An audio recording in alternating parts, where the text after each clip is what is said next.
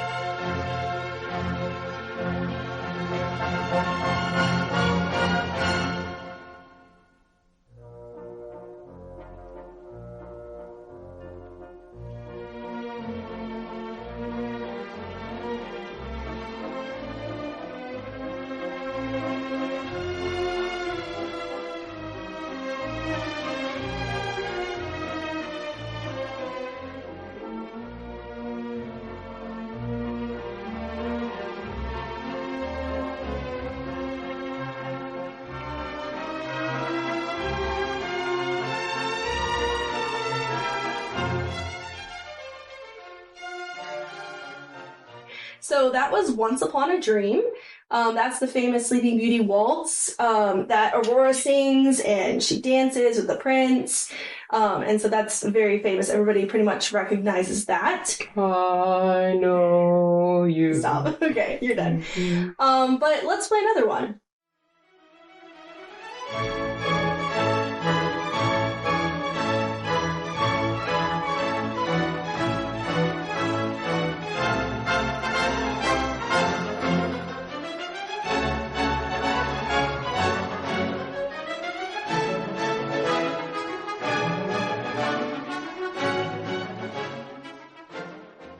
So, Zach, did you recognize that one? He was taking a drink of coffee as I asked him. Yes, Hail to the Princess. Yeah, Hail to the Princess, yeah.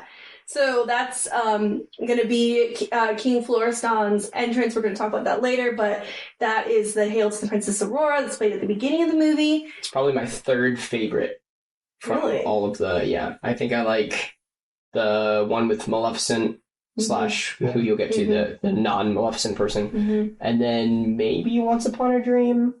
I don't know, though. I think I like some of the other ones better. Anyway. Yeah. Anyways, we digress. So there's one more that's very famous. So here's that.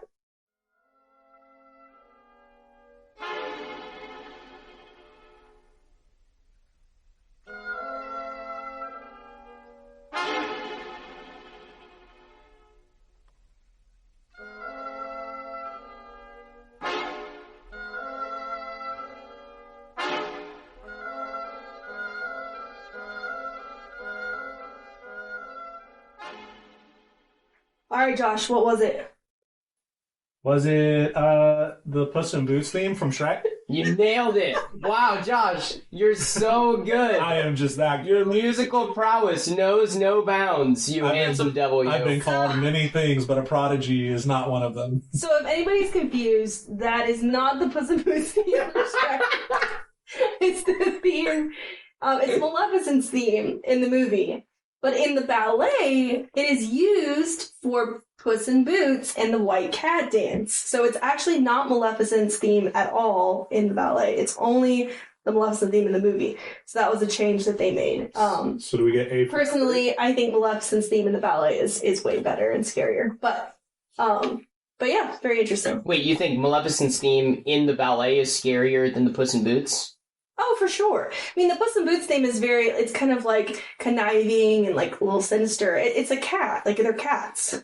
And so they're going back and forth. But, now that you say that, the animation style for Maleficent gives me cat vibes.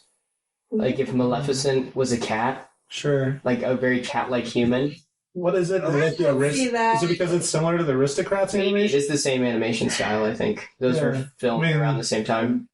Maybe. Okay. I don't see it, but that's okay. All right. Well, you can disagree. Let's get into the plot.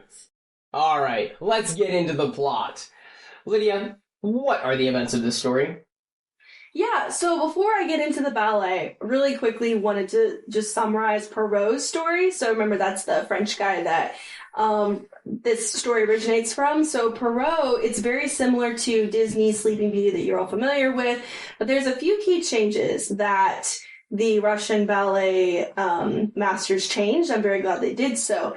And that is after Princess Aurora, she wakes up from the curse, and the prince marries her and they're very happy. The prince does not go back and tell his mother and father right away. The reason being is that his mother is descended from ogres. Which is a way better story. That's pretty cool, actually. Wait for it. So he just puts on this thing where he goes back and forth and he goes on these long hunting trips. And, he'll be with Aurora at the castle what the kids and are calling for a while. these days? And, Wow. So anyways, eventually his father dies and he becomes king. And at that point he decides, you know what, I have to tell everybody that I have a wife and at this point 2 children. So Wait. Hold the phone. So he has a wife and her parents are ogres. No, his parents his are mom. ogres. Yeah, his mom. His mom, just his mom. And then They have 2 children, not 1 but 2. Right. And then he's like, we should. This has been going on for like 3 or 4 years. Yes, At least. He's been making these hunting trips. Yes. Hunting trips. Yeah. So, in his children, this is where the name Aurora comes from, because in Perrault's version, the princess is just the princess, but their daughter, her name is Aurora, which means dawn, and then his son is, I can't remember the word, but basically his name means day. So there's dawn and day. Anyways, he finally realizes, okay, we have to unite the 2 kingdoms. So they do that. Well, at one point he goes away on a long trip. And he tells, he appoints, which is kind of stupid, but he appoints his ogre mother as queen regent while he's gone. While he's gone, the ogre, she really starts to get hungry, and she decides she wants to eat little Dawn. And then she decides she wants to eat little Day, and then she decides she wants to eat their mother. But she's unsuccessful all 3 times because of her servant that she tells to prepare the food for her. Basically, he's, like, no, I'm not going to do that. And he hides them in his house. So anyways, she then catches on, though, and she finds them, and she captures them, and she brings them into, like, the castle square, and she has this big pot of, like, snakes and poisonous vipers and toads and all kinds of things. It's very English. And she threatens to throw them in there. But before she's able to do it, the king arrives and he saves the day, basically. And because she's distressed with everything going on, she throws herself into the vat of poisonous vipers and frogs. The ogre lady? The ogre lady does. That's a plot And twist. then she dies. Wait. So this is the prince's mom. Yeah. Correct. She wants to eat her grandchildren. Right. And her daughter. And daughter-in-law, yeah. Yes. The head chef bakes, a meat pie. Yep. That disguises the flavor. Yes. Right. And it's like, oh yeah, this is definitely your grandkids. Yep. And she's like, oh yeah, sick, great. Yeah. Yep. Yeah. Is satisfied, finds the family, is like, oh, that's it. I'm Because throwing you into she hears like the cries of the kids and everything. Discovers the kids. Well, I would be crying too if my grandmother tried to get into a pie. Like this, we got like Grimm's fairy tales out here. This is another level. You have, Grandma. Anyways, this is not the main point of this podcast. So what This is pretty good. So, but that's Perrault's version. So, the story writers of the ballet, they were like, we got to change this, and so basically, we're going to get into that story now. So, we start with the christening. This is the prologue. So, the ballet is in 4 acts essentially. There's the prologue, and then Act 1, Act 2, and Act 3. But the prologue is basically an act in and of itself. So during the prologue, King Florestan is his name, and his queen, the queen doesn't have a name, she's just the queen. They have arranged an elaborate christening for the birth of their long-awaited daughter, the Princess Aurora. And so they've invited all these courtiers and fairies, and the lilac fairy, I should say, is the principal godmother to Aurora. And she is very, very important in the story. She is accompanied by 5 other fairies who bestow good attributes on the princess. And I want to briefly just go over the fairies and their names and their gifts. So the first fairy is Fairy Candida, which means candid. She gives the gift of purity and truth. And then there's Fairy Coulant, also known as Fleur de Farine. And coulant means flowing or running. Fleur de farine means flour, like as in the wheat flour, which they would use often as a face powder. And then the farine part often refers to a flower that would give people the power to dance. So when you take all those different meanings and put them together, basically she gave the gift of beauty and dancing. And then there was, I don't even know how to pronounce this fairy's name. It's like something like that.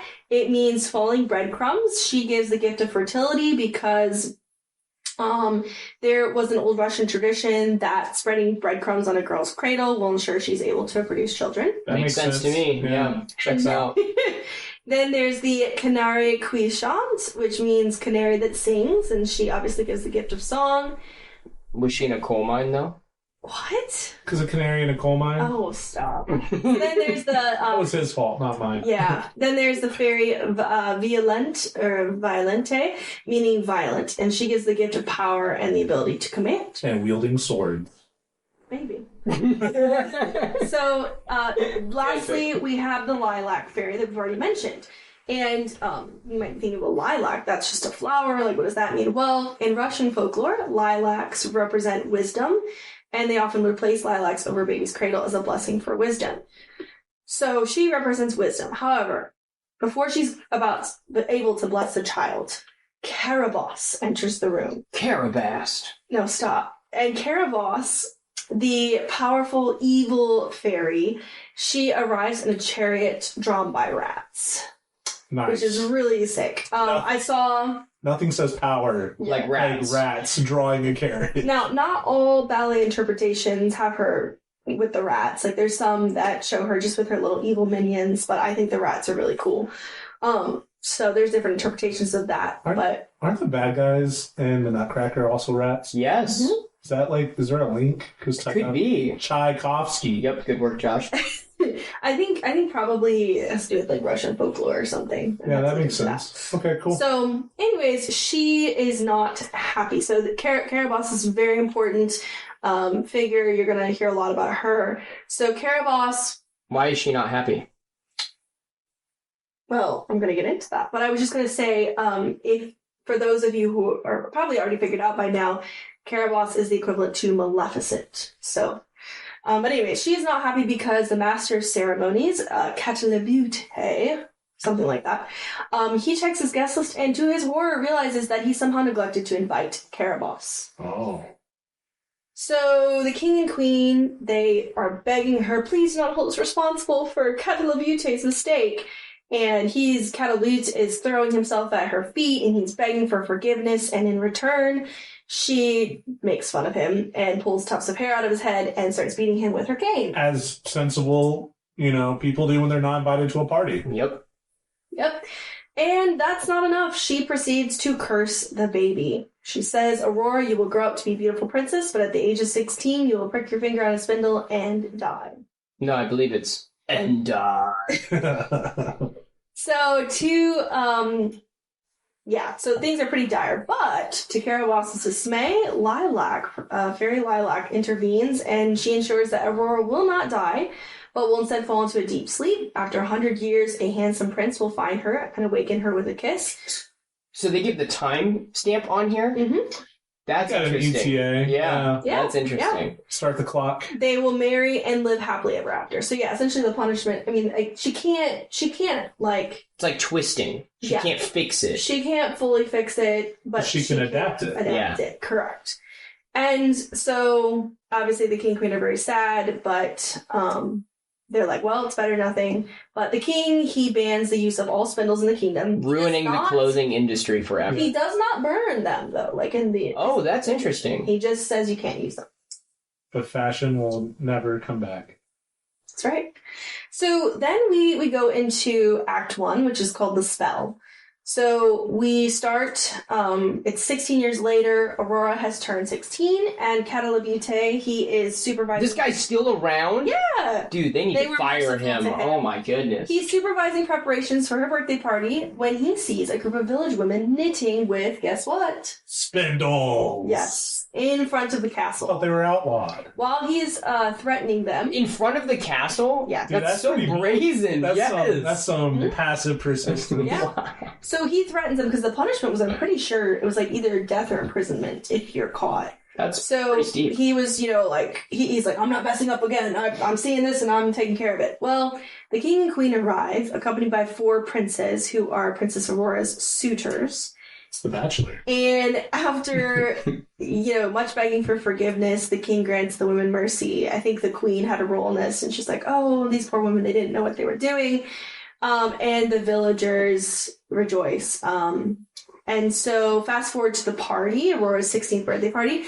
She dances with each of the suitors as her parents are trying to get her to marry one of them.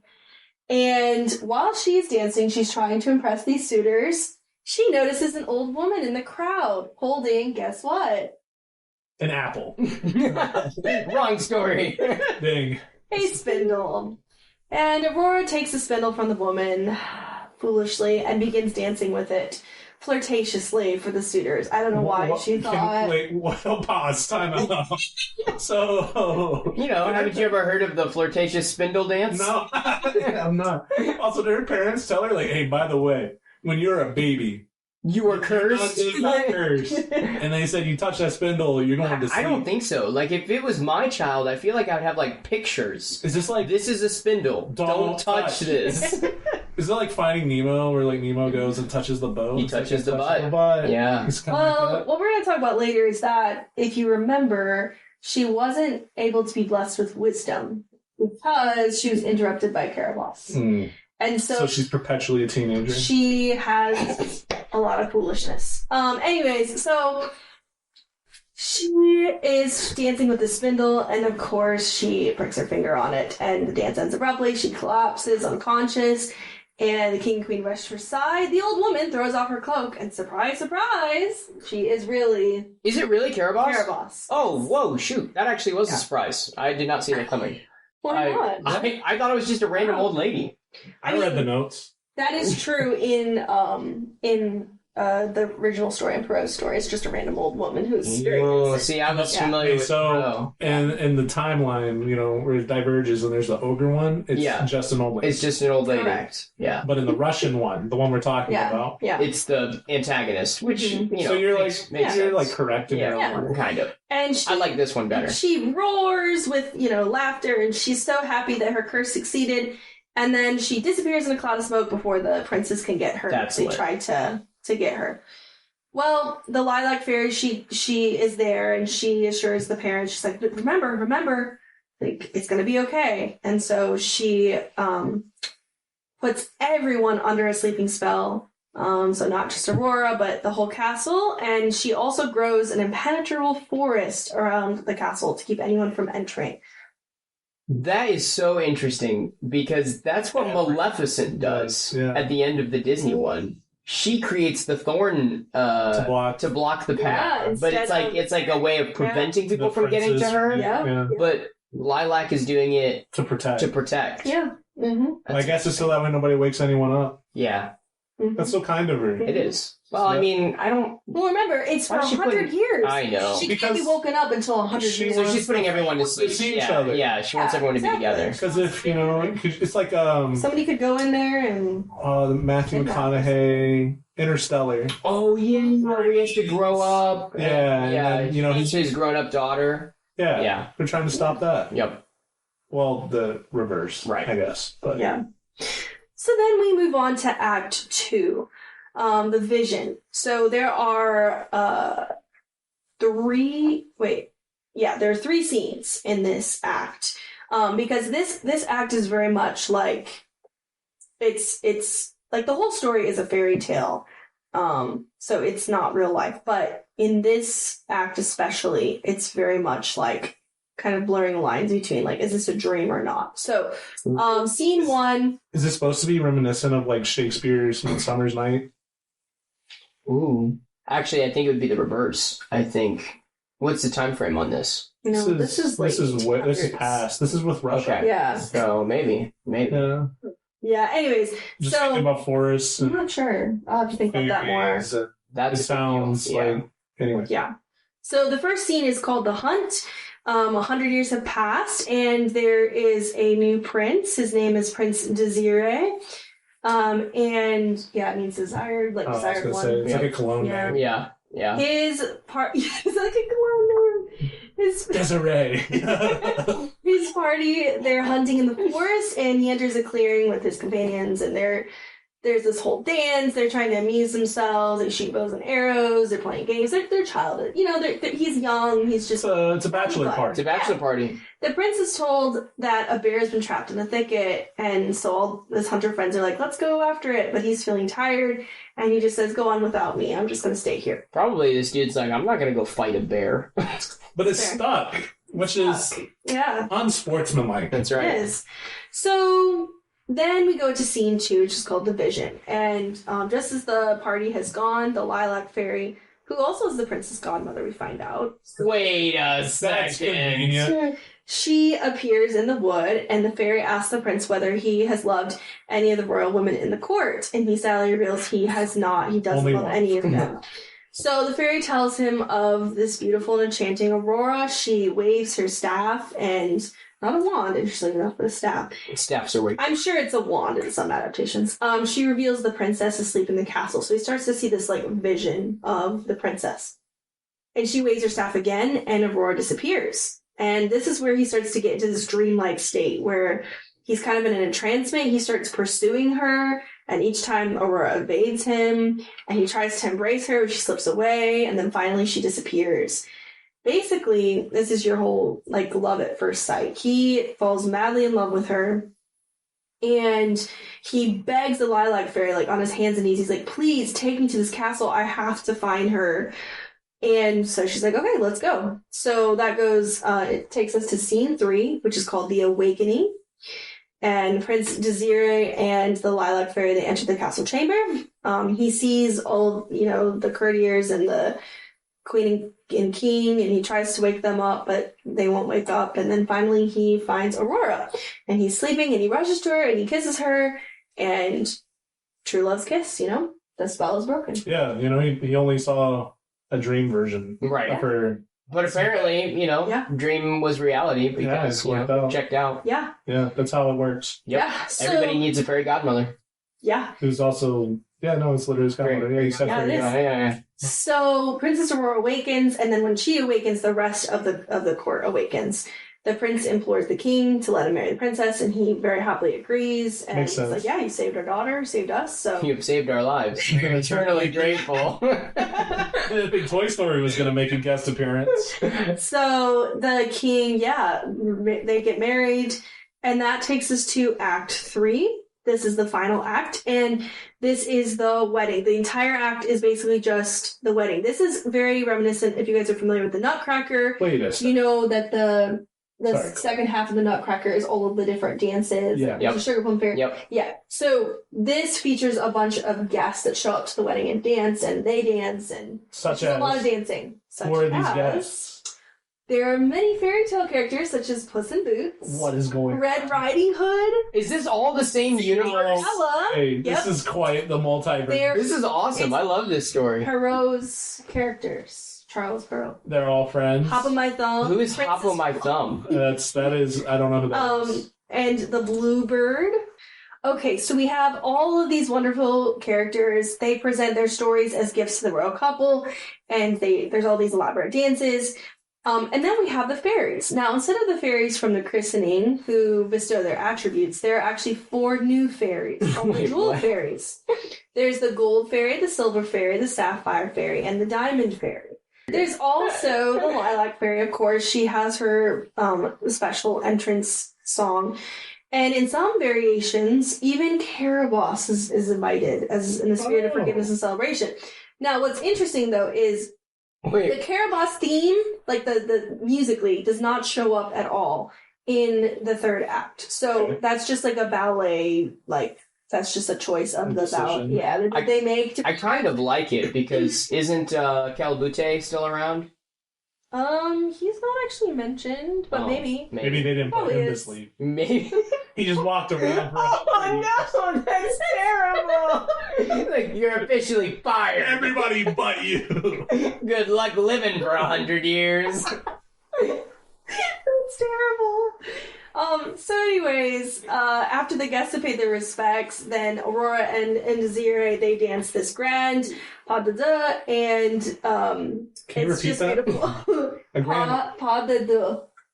Okay, good job. Yeah, I looked it up. That's how it's pronounced. So, the whole assembly joins in a dance in their honor, and the kingdom rejoices, and it's, they live happily ever after. So, Fairly clear plot, actually. Yeah. There's a There's a couple. curse. Yep. yep. The Caraboose is Kind of, cheated. yep. Stages of life. Yeah. Birth, curse, wedding. Yep. Yeah. And what's really cool is, so we talked about, so that's the plot, right? But the music really, really helps to move this along. And one way that it does this is in tonality. So there are different keys for each act. It opens up in E major. Which is kind of hopeful. Is that kind of the idea? Like uplifting? Mm-hmm. And I should say, like, E major, it opens in minor, E minor, but, like, after the very first introduction, then it's an E major. And then, the key of E flat major becomes increasingly important in Act 1 and becomes the key of Act 2. And it begins, which begins with the entrance of King Florestan, and that key of E flat becomes very associated with the king's concern for the future of his kingdom.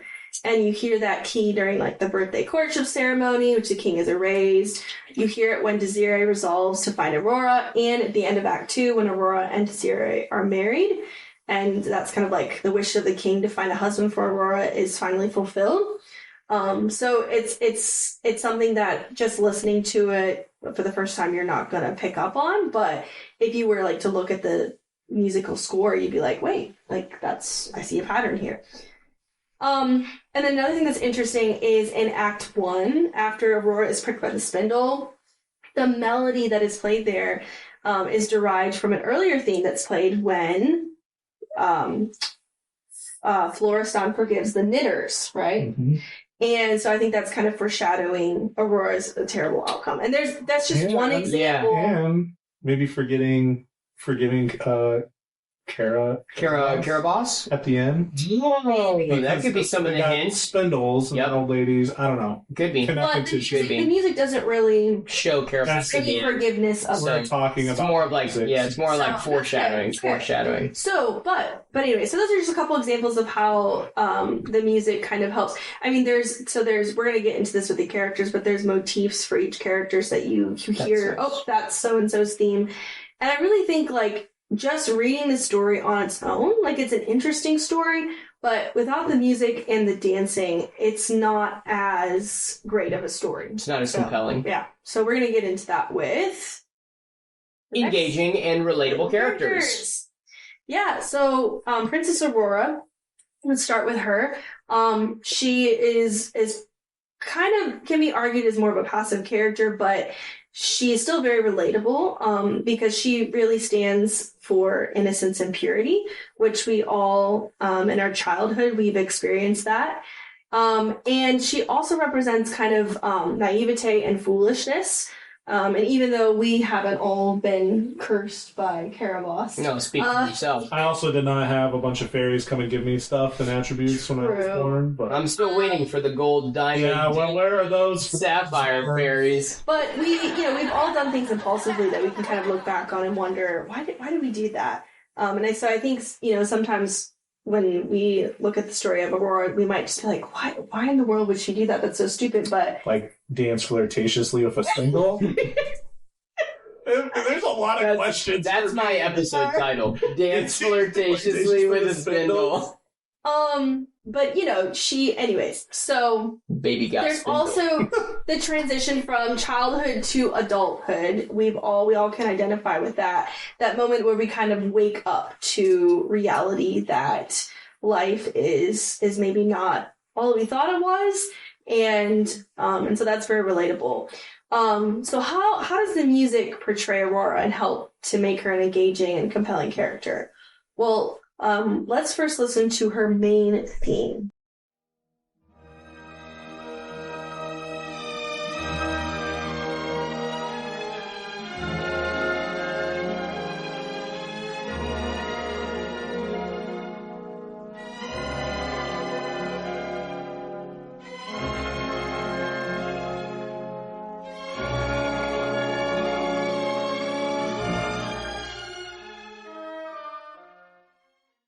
Oh, it's so beautiful. So as you can hear, it's very romantic in feeling. It's very sweet, but it's also very simple, right? It reminds us of her innocence. It reminds us of her beauty and of all of those attributes that she was given at the very beginning of the story. Very interesting. There is a musicologist, Ushka Piska, in 2017, an article that she wrote. She argues that Princess Aurora is presented as a passive figure, devoid of personality, but shaped by external circumstances. and that Aurora's development is intertwined with the presence of the Lilac Fairy, who plays a more central role in the ballet. And I mostly agree with that. I wouldn't necessarily say she's devoid of personality, but she definitely is, she's not portrayed as like, we're not trying to figure out like the person of Aurora. She stands and represents a theme. Right? Like an allegory. Yeah. I mean, because this is an allegory. We'll talk more about that later. But yeah, so she. But anyways, Ushkavitska, she says the musical motifs associated with Aurora contribute to this representation, depicting her as fragile and emotionally distant. And I mean, I think we can see this a little bit in one of Aurora's variations that is heard during the prince's vision. There's kind of this sweet, sad melody that's played by the oboe, and that's followed by the strings that come in and create a sense of tenderness and kind of fragility. It's apparent that Aurora definitely is, she's under a curse and she has lost her innocence. So, let's but go. she is fragile. I mean, Well, yeah. Yeah, at that moment. So I don't know. Asleep. Yeah, I don't know if it's safe to say that her whole character is devoid of personality. Right. Because she is under a curse. It does seem like she's more emblematic. She's more emblematic, yeah. So let's play that variation just so you can hear a little bit more.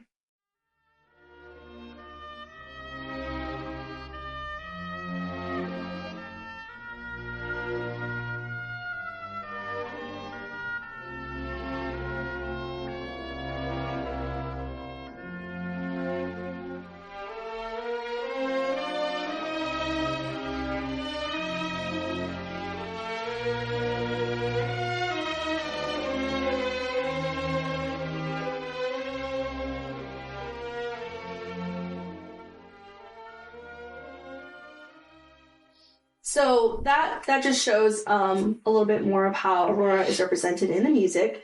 Let's move on to the prince. So Prince Desiree, we relate to him because he kind of has this balance of strength and sensitivity, or like emotional vulnerability, because we see that he doesn't love the girls at court and he is not satisfied. We can all relate to that, maybe being some of us, maybe we're pushed towards someone that we didn't really love, or just not finding satisfaction in the people that we love. Anything you want to say about Zach while we're here, Lydia? Hey, listen, I don't love the girls at court, okay? Yeah. I will never be satisfied. I don't know where to go from here. Hamilton? Yeah, Hamilton. Okay, so Because it's a musical. I mean, they dance and there's music. And dance. But like the thing that's cool about, I think that even though Prince Desiree, he's not like a huge part of the story, but we still relate to him. He's compelling because yes, he shows like strength in wanting to like rescue the princess and things like that, but he also shows this, that he is a person and he has emotions, and it's mostly in the music. So we're going to play his theme, and this is when he sees the vision of Aurora, and it's just so beautiful, and it just really like pulls you into his kind of emotions.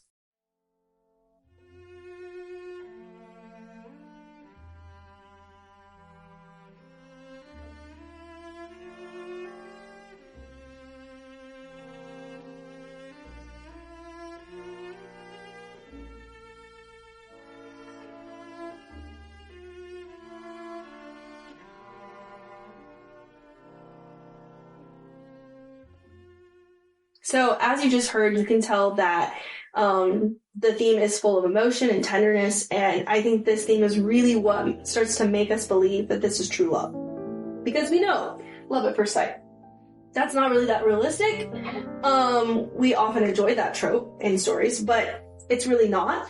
But what makes it realistic is the music and the dancing, and like we see his emotions and how he is just enraptured. And then he takes it a step further, and he's not just, it's not all in his head. He shows some curiosity and bravery to go to this castle that's been abandoned for 100 years and to go and actually, awaken the princess and then to actually marry her. So, yeah. Oh, and I see you have the Lilac Fairy as kind of being behind his decisions. Do you think that that means that he is demonstrating wisdom then? Like, because Lilac Fairy is wisdom, right? So is this like the right choice to go find Aurora? Is that maybe what is being communicated? It could be. Basically, he definitely is being guided by the Lilac Fairy. And she helps him, like, to get through the forest and everything to get to her. Like, he is the one that goes and kisses her and then marries her. So, like, I don't think he's just being, like, used. Like, he's not like a puppet on a string necessarily. But the Lilac Fairy is definitely still, like, I mean, she appeared to him and was like, oh, well, have you heard of Aurora? So she is behind a lot of his decisions, but he's still making them. It's kind of this, like, the tension between fate and free will kind of going on. That's interesting. And using wisdom in the midst of fate and free will. Yes. To discern. Yeah. So, then the other compelling character is the Lilac Fairy. So, she just personifies wisdom and guidance. She's portrayed as this wise protector of Aurora, and she offers guidance and intervention at very key moments. She helps correct the curse placed upon Aurora by Caravos, and she ultimately ensures that the princess is awakened by the prince, right? Because without her appearing to the prince, I don't think he would have ever found the princess. And so her role as protector and guide makes her relatable to anyone who's experienced, a mentor or protector figure in their lives, someone who helps them through difficult moments and provides wisdom. So let's listen to her theme and see how that reflects wisdom.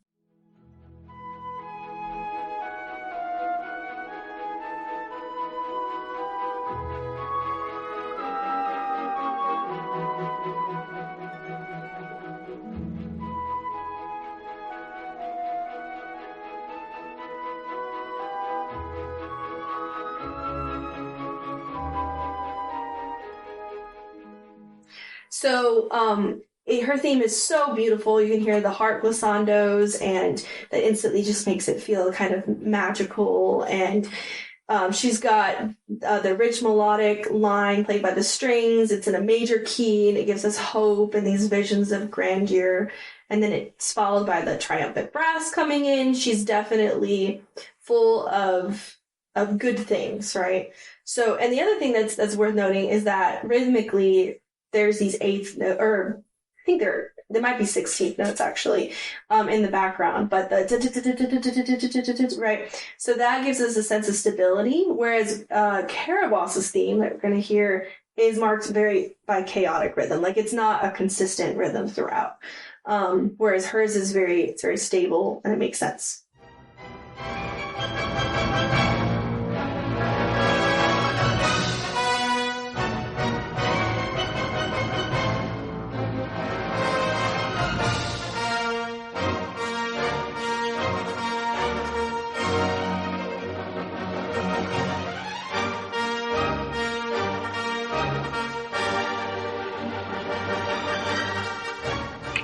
So, let's go to Caravos. So Caravos, she is a compelling villain, I think. We see her bitterness and her resentment and not being invited to the party. But I don't think that her pride being hurt is the main reason for cursing Aurora.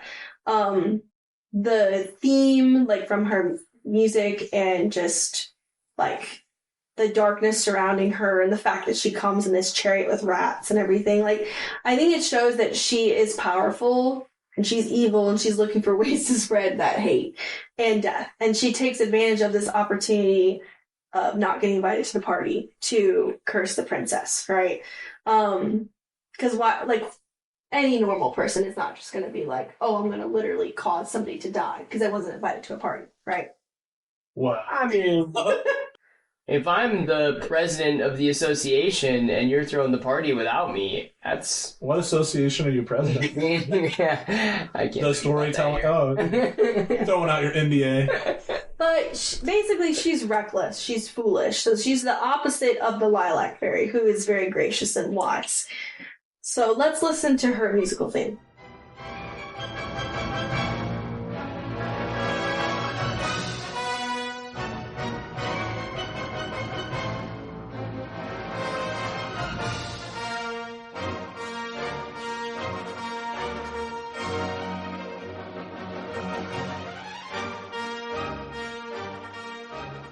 So her theme, it's very obviously dark and ominous, and uses strident brass instruments, right? Like there's a lot of brass, but it's not like triumphant, regal, it's strident, piercing.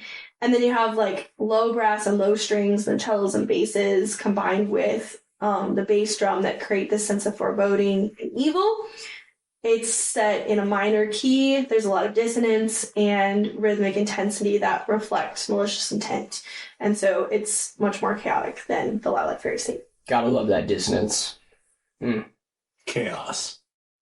Oh, sorry. The next thing we're going to talk about is... Speaking of chaos. Character arcs? So Aurora, her arc is she has this journey from innocence to maturity. And she... you could also say maybe foolishness to wisdom. But she essentially represents that... Yeah, I think the ballet is kind of like the different stages of her life. You have her birth, christening, and then you have her her childhood, teenage years, and then you have her marriage, like adulthood. Well, I was gonna say the in between part. That was when she's asleep. So I don't know what that is. A lot of teenagers are asleep. And then you have her marriage is kind of the So this is the OG coming of age story? Yeah, it could be. One of the... Foolishness versus wisdom? It's classic. Mm-hmm. I guess, it's just hard because she, her character growth happens when she's asleep. True. I wish my character growth happened when I was asleep. Yeah. You can teach us that trick. Yeah. Where's that fairy godmother? So it's not like, once again, this is very allegorical. So it's not like a clear, like, oh yeah, she changes in her personality and this happens. But no, it's emblematic. Exactly. Desiree, he's a bit of a passive character. He's led by the Lilac Fairy, but we do see him kind of going from like typical entitled prince. He doesn't go after the bear because he's tired. I don't know. Maybe I'm reading that. Maybe I'm reading that. It kind of feels like that to me a little bit. But anyways, to then like, he's like, no, I'm like, we need to go free this princess. I'm in love. And I mean, maybe that's not. Maybe that's a pretty quick turnaround. Well, as a thought, I wonder. Yeah. I wonder. I didn't watch the ballet, but I'm curious if he didn't go after the bear because of fear, and then he is willing to go through the enchanted forest to go past fear to overcome fear. Yeah, so I'm curious. Ooh, and wisdom is how you overcome fear. Yeah, because he's following the fairy godmother. I do like that. Just out of curiosity. Yeah. Yes, because it's when he's with the fairy godmother that he he's has brave. Strength to go. I do. So I do remember that I'm not a musical guy, so forgive my ignorance. But there is a section where it seems like it's a very violent sound towards like this part of the narrative. It's like the third song. There's like in Act 2. Yeah, there's trumpets that are blaring at regular intervals, like he's overcoming something. So I think you're thinking of Caraboss's maybe theme. Well, that backfired on me immediately. Okay. That's okay because no. It also overcoming Caraboss. Well, it also might be when he rescues her. But what's very interesting is like in Disney's story, right? He fights a dragon and everything. Right. But pretty lit. Which is a little cool. In this, Caraboss basically, after she curses the princess, she's done. She's like, I don't care anymore. Well, I mean, she shows up with a spindle. I'm over. No, sorry. I'm talking about like this after. Is like after he wakes her. Oh, gotcha. After she pricks her finger, she just goes away. Well, I'm over. Job done. So, because like there's maybe some ballets they portray like her showing up again after he's trying to wake the princess up, but. Just peering around. We don't really know if she was there, and it's not really apparent that he like fought her or anything. So kind of a character arc, maybe. Yeah, it's not. Yeah, and then the Lilac Fairy. So she doesn't undergo like a major personal transformation, but she orchestrates the emotional narrative development of the ballet. So her arc is defined by her steadfast dedication to the forces of good, her guidance to Prince Desiree, her eventual victory over Caraboss, and in many ways, she is a stabilizing force. She helps to ensure that fate unfolds as it should. So not much of a character arc, but she's the guiding light. Yep, character. exactly. Yep. Yeah. So and then Caraboss, evil. I mean, it's evil. Rats. Yeah. Yep. It's vengeance. She has her vengeance, and then Spindles. yeah, all she cares about is her curse coming to fruition, and once it does, she just kind of goes away. So, Cool. So the moral of the story is double check your guest list. That's Yeah. true. A great event planner can save lives. And I'll And if stop you see, you from oversleeping. that's right. If you see a spindle, do Don't not dance touch it. flirtatiously. What about the clear conflict and resolution? What do you think, Lydia? I mean, I think this is very strong in the story. So there's a clear conflict. The spell Aurora's put under, she's going to die. The lilac fairy, and I should preface this too. Like some stories, or at least in Perrault's story, this is even more serious. Not just because the princess is going to die, but because the king and queen had tried for years to have a child, and they That's and backstory. they hadn't been able to have a child for a really long time. So their lineage will And- end. Yeah, Correct. and this is their only daughter. And they finally long-awaited had a child. daughter. Yeah. Oof. But the Lilac Fairy resolves this by giving an opportunity for true love to break the curse. And with her help, the prince does break the curse, and the princess and prince are married and live happily ever after, as far as we know. Yeah. Got to Yeah. keep the line going. Yep. Yeah. Well, those So- breadcrumbs. She'll be. She'll be ready. Mhm. Yep. So, and I think one way you can hear this in the music is in their wedding dance, their pas de deux. So you There it can is again. Say it one more time. pas de deux. That's so, wow. I don't It's know. impressive. It's So- French. You can hear like the tension and then the resolution in the music. So let's play that now.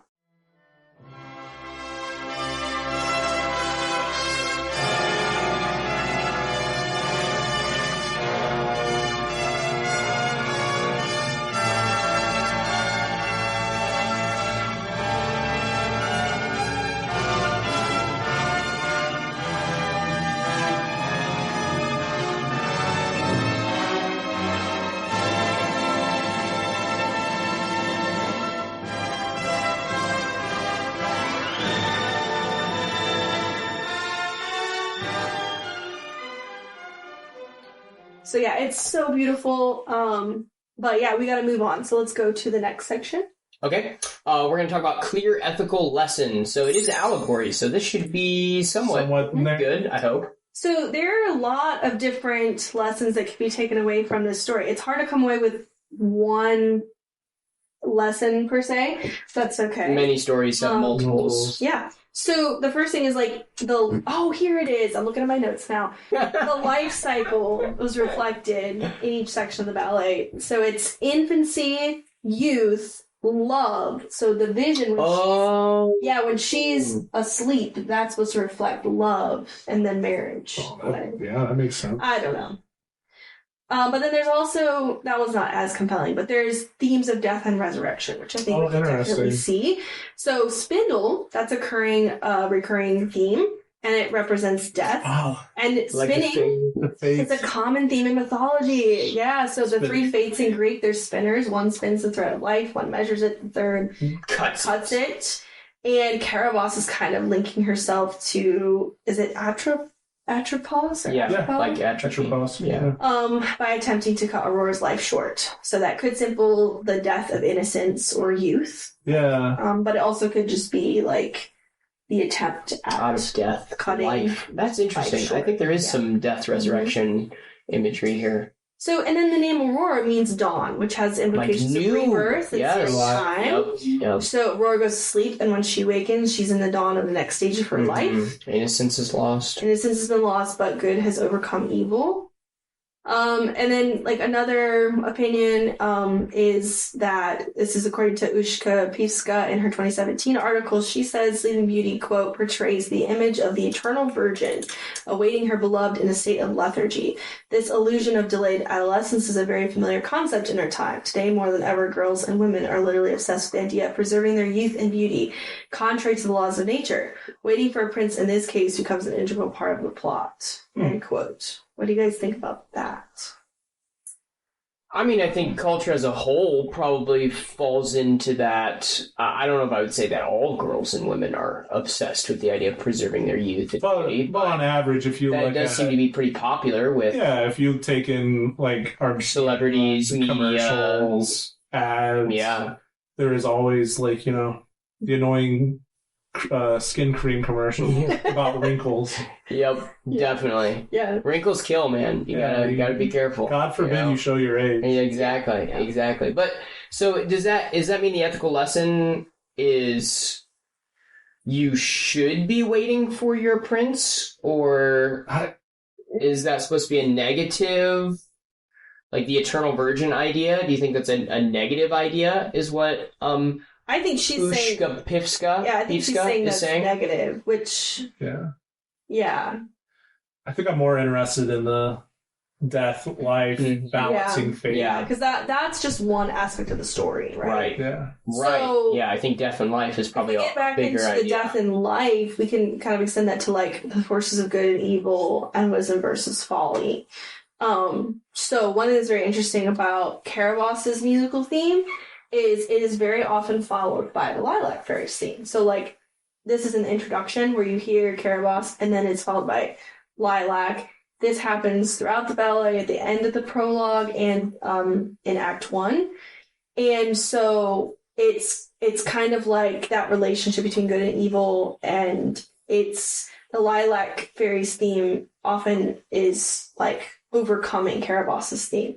So you could say that Lilac is the cure to Caraboss. Like good being the cure to evil or wisdom being the cure to folly. So, yeah, this is another stretch, but, the movie Wicked is coming out, or just... It did, yeah. And so when I'm thinking about the Lilac Fairy and Caraboss, I'm thinking like the two witches. I'm curious if, like, in the classic Wizard of Oz, you have the Good Witch and then the Wicked Witch of the West. And I'm curious, I wonder if those screenwriters took inspiration. Could be. From the original Sleeping Beauty. That very, very much could be. Musically, what's very interesting is the key of E minor is assigned to Caraboss and E major to Lilac. So not only are they followed by each other, right? Same and so or it's broadly. like portraying the kind of different aspects of Aurora's destiny. Like, yes, she is going to quote unquote die. Like, she's going to be unconscious. She's going to sleep for 100 years, but then that's going to be followed up by the Lilac theme, which is an E major, where it's not going to end there. She's going to come back, and she's going to live, and she's going to have life. So that's very interesting. It's kind of like they both share the tonal center of E, right? But one is bad and one is good. So it's kind of interesting. In most musical things, is minor portrayed as bad and major portrayed as good? I mean, it's pretty menacing.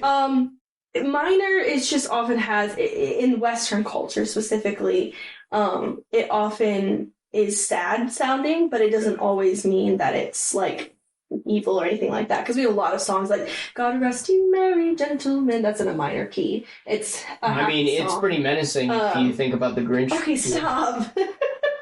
You know what I mean? Carol gang fight, but yes. But in this particular case, it's not just the key, right, that makes the two themes like different, but it's definitely a contrast. Yeah, sure. The fact that they're the same tonal center. Yeah. Yep. So, yeah. One more thing before moving on. Act 3 kind of offers a potentially second interpretation that wisdom continues to be abandoned in the end for beauty / wealth. And this is from an author who, Roland Wiley, he's a musicologist. He said that based off of how the good fairies have been replaced by fairies representing wealth, so remember like the gold, silver, sapphire, diamond fairies? How could we forget? He says that that's not just like, they're giving a dowry and everything. He said that it could also suggest that like you're replacing, virtue with like material wealth. And there's not that much credit at the end given to the Lilac Fairy. That's true. I feel like she deserves some recognition. I mean, she drove the Desire Prince. Yep. Yeah. Through the woods. Yeah. She does have one entrance, but in that entire wedding act, that you only hear a theme like a little bit. She's over there with Red Riding Hood. Yep. Yeah. At the guest table. Yeah. And one thing that's very interesting is, we assume that they live happily ever after. But when you get to the apotheosis, which is the final song, track, it's the final piece, It's based off of Tchaikovsky. Based it off of, is it King Louis IV? Yes. The Fourth's like theme. Pomp and So circumstance. it's supposed to be very like royal and everything, Yeah. but it is very kind of menacing. It's not. And super the like- ballet, like just before that, it was all like celebrating, like they're getting married and everything, and then it ends in like this minor key, and it's kind of weird. jarring. Yeah, it's kind of jarring almost. Is it supposed to leave you in suspense, like what if Yeah. kind of scenario? Caraboss, because we don't actually. Maybe Caraboss comes back. Maybe. Yeah. Well, if it is a whole like wisdom and virtue versus wealth, like maybe she's traded the beauty of the first fairies for the wealth of the second group of fairies. But Lilac is still not a big part of her life, and so there's With no the wisdom. old Yeah. and with the Yeah. new. Yep.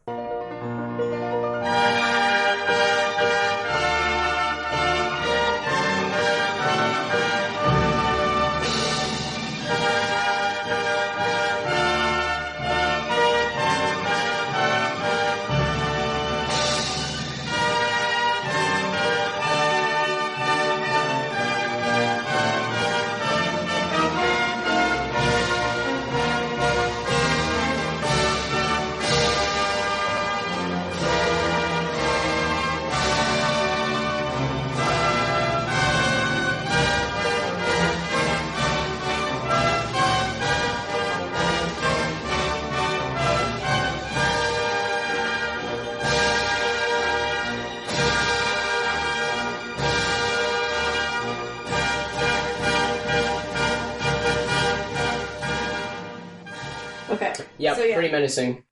You know what I'm thinking? Ambiguous. It kind of seems like maybe they've forgotten wisdom Yeah. a little bit. Like they're all caught up in the. I don't know. No, keep going. No, he's trying to think of my word. Apprehensive? Apprehensive. Good work. Good work. Yes, you're very apprehensive. I don't know. Are we apprehensive to continue into captivating? Let's do it. Let's do No, it. captivating world. All right. So, I mean, I don't know. You got to watch the ballet if you haven't seen it. You Josh. can find recordings on YouTube. But I am going to poke you with a spindle if you keep that up. but there's beautiful costumes. The colors are gorgeous. You've got this French royalty going on. It's mesmerizing dancing. The music is gorgeous. It's a great captivating world. You can just imagine yourself attending Aurora's wedding, dancing along to the music.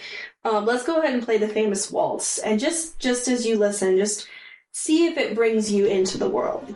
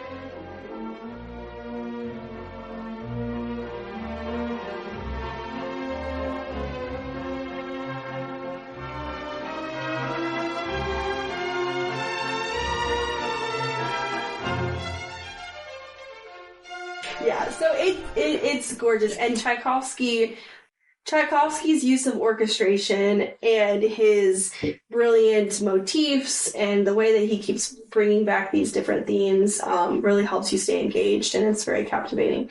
We can all relate to the desire for love and happiness, and while the true love that's portrayed in the story might not be that realistic, we still buy into it because it's magic.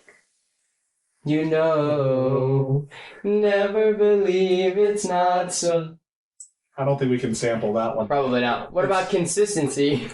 How do we sample consistency? I'm just kidding. Yeah, so I'd say overall there is a high level of consistency in the characters, story, themes, structure. One thing that is a little inconsistent is the different productions of the ballet bring their own interpretations. But the core remains Fanfic. intact. But the arcs of Aurora and Zire and other characters, the conflict between good and evil, the final resolution, those are always consistent across the ballet renditions. One thing that is hard for me though with consistency is just Caraboss. I'm glad you're gonna say that. Are you struggling with I am struggling with her. I really struggle with her, and some ballets, they portray her as the prince fights her, different things. Some she just disappears, and that makes more sense to me. And the prince would fight her. Yeah. That makes more sense. That's what Maleficent is. Why would you go through this elaborate plan to have this protagonist or this antagonist that then just walks away? Or even Lydia was talking earlier about how it might not be petty vengeance; it might just be adherence to the Discord. Chaotic. And if that's your MO, you just want things to be chaotic, why would you just give up? Yeah. But it's, unless there's something that the Lilac Fairy has done behind the scenes that we don't know about. Yeah. So, that would be something that I would say is a little bit tricky with consistency. But, that's all I have for today. I think, you have one more thing. You have one more thing. I do. Yeah, you gotta give it a rating. Give a rating. F to S. What's it going to be? Wow, you went backward. I know. My gut says... I like to start at the bottom and work my way up. Started at the bottom and now we're here? My gut says an A. And so this is looking at the ballet, the music, the story, everything. When you put it all together, you walk away from it, being transformed, if you will. You enter into the world. There's good morals. Everything is stimulating and engaging. It's a story that you talk about. We all grew up, or most of us, I think, grew up watching the Disney adaptation. And there's just something that really brings us in. And I think we can relate to the different themes that we talked about today. The reason I wouldn't give it an S is because there are just a few inconsistencies with the story. And the different changes in the adaptations. And sometimes it's, hard to pick one clear lesson. But other than that, understanding it as allegory, I think helps a lot. Absolutely. I'm in the B camp myself. I'm not, I'm not super educated. Yeah, I'm just a country boy who likes stuff. When you consider, when you consider that this was and is one of the best ballets out there. Yeah. Yeah. Historical reliability definitely adds to the rate. Contributes to it. Hey, I'm just saying, if they kept the ogre version, it's pretty interesting. That's pretty wild. You could say it's There's some twists. R-E. I would probably agree with B. Okay. I think in all forms of storytelling, there are going to be some formats that speak to different people. Absolutely. Right? And so for you, you love music, and so the ballet and the music is probably going to speak to you in a way that I think that Zac and Josh need to go watch the ballet before they accurately... I watched the ballet. No, you did not. I watched snippets of the ballet. Snippets of it? Hey, we need some Lilac Fairy energy in here. Hey, I am all over. I'm more of a Caraboss person. Give me that chaotic Discord. I'm not saying that it would and be if you want to join our Discord. Oh, that was good. Thank you. Wow. You can find us in the description. Patreon.com. You can find us in the description, patreon.com. We'll put a link to the Patreon in the description? Yeah, the link is in the description. Yeah, Josh, you're ruining it. It was great. It is still great. Anyway. Lydia, any closing remarks? We'll settle a B+, A-, somewhere in there. I'm good with that. For our tier. Good. This is your show, Lydia. We're just here. Yeah.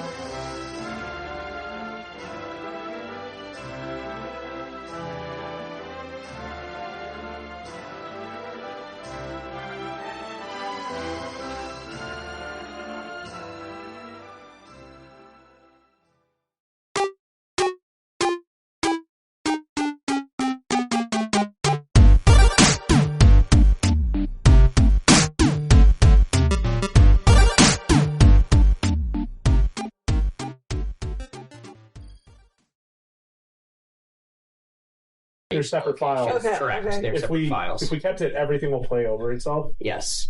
But Zach's going But to I'll- manipulate it. And yeah, move all the exactly. files. Yeah. Okay. Like I could theoretically, if you wanted mass chaos, I could just hit play and it would play all of Like, these at the if you same want, time. if we want to, we can give you the headphones and let you listen. It would be an absolute disaster. Yeah. It would be me talking in the midst of 5 different selections. It'd probably hurt your head. Yeah. Well, just Anyways. me talking would do that. Well, that's our blooper. Okay. Are you ready?